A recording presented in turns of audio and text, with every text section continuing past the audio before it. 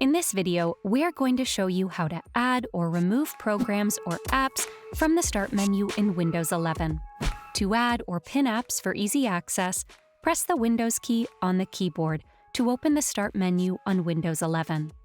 Now click on All Apps and search for an app that you want to pin to the Start menu. Once located, right-click on an app and select Pin to Start to move it to the Pinned section. After the app has been pinned, you can then also drag the app into your preferred position. To remove or unpin apps from the Start menu in Windows 11, all you have to do is first select the app that you wish to expel.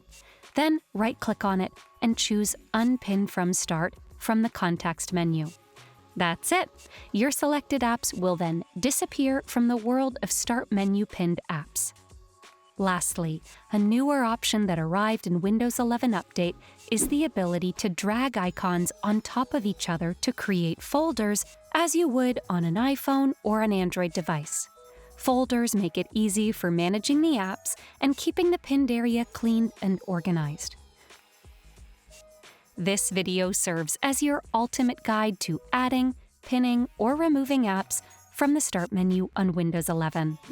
Now subscribe to Guiding Tech and delve into one of our specially crafted videos just for you.